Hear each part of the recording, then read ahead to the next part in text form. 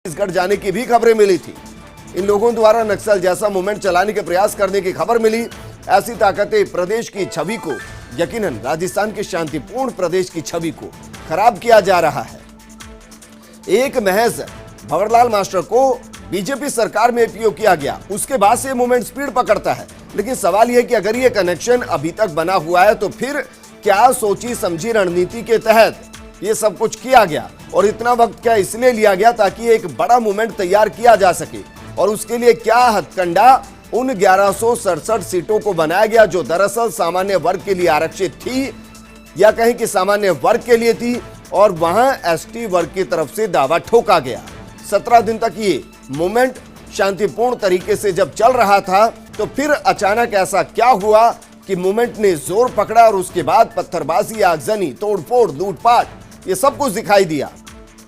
मेरे सहयोगी रवि मेरे साथ जुड़ चुके। रवि, इस पूरे मामले के अंदर जैसे जैसे परतें खुल रही हैं, मामला बेहद खौफनाक नजर आने लगा है, नक्सलियों से जुड़ता हुआ दिखाई दे रहा है।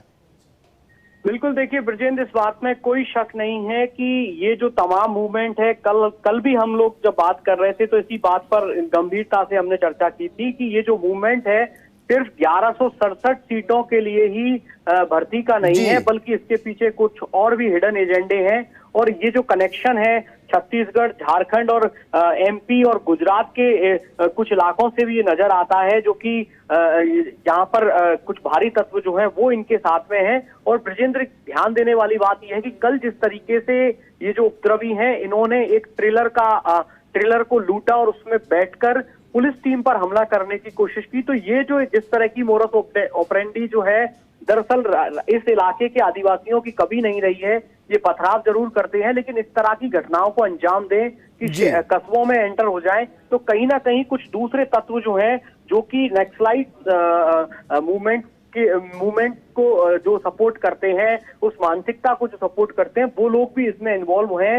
ये कोई इस बात में कोई शक नहीं है। बिल्कुल रवि, और अब पूरी कड़ियां जुड़ती हुई दिखाई दे रही हैं। अगर इस पूरी कड़ी को गलत नहीं माना जाए तो अब जो पत्थरबाजी के अलावा जो लूटपाट हो रही थी, जो आगजनी हो रही थी, जो बाकायदा लोगों के ऊपर अटैक हो रहे थे, वो माना जा सकता है कि वो लोग होंगे जो छत्तीसगढ़ से होंगे, झारखंड से होंगे, गुजरात से होंगे, क्योंकि उनको राजस्थान में पहचानना मुश्किल होगा, उनके खिलाफ कार्रवाई करना मुश्किल होगा।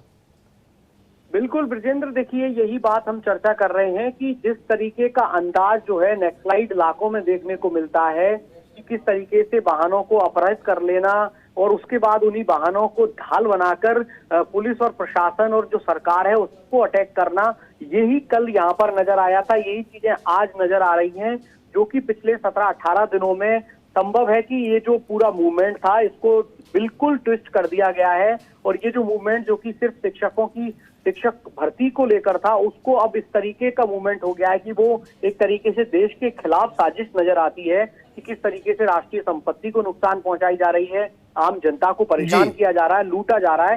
तो ये जो तमाम चीजें, इसमें कोई शक नहीं है कि कुछ भारी तत्व जो हैं वो इसमें इन्वॉल्व है। ठीक है रवि, लेकिन इसके बीच में अब ये मान लिया जाए कि पुलिस पूरे तरीके से एक्टिव मोड में और अब उस पूरे आंदोलन को अपने कंट्रोल में करना चाहती है। मैं इसलिए कह रहा हूं क्योंकि 10 आईपीएस अधिकारी वहां पर लॉ एंड ऑर्डर की जिम्मेदारी संभालेंगे। 1 दर्जन से ज्यादा अतिरिक्त पुलिस अधीक्षक वहां भेज दिए गए हैं। 3 टॉप लेवल के जो अधिकारी हैं उनको भेज दिया गया है। लाटा साहब को भेज दिया गया है, बिल्कुल दिनेश एमएन को भेज दिया गया है। अपडेट और कर दूं कि एमएल लाठर, दिनेश एमएन और जो आनंद श्रीवास्तव हैं, ये तीनों ऑफिसर जो हैं डबोक एयरपोर्ट से खेरवाड़ा के लिए रवाना हो चुके हैं। और ब्रजेंद्र, इन तीनों ऑफिसरों को भेजने के पीछे भी एक बड़ी वजह है, क्योंकि इन तीनों ही ऑफिसर्स का उदयपुर में लंबा कार्यकाल रहा है।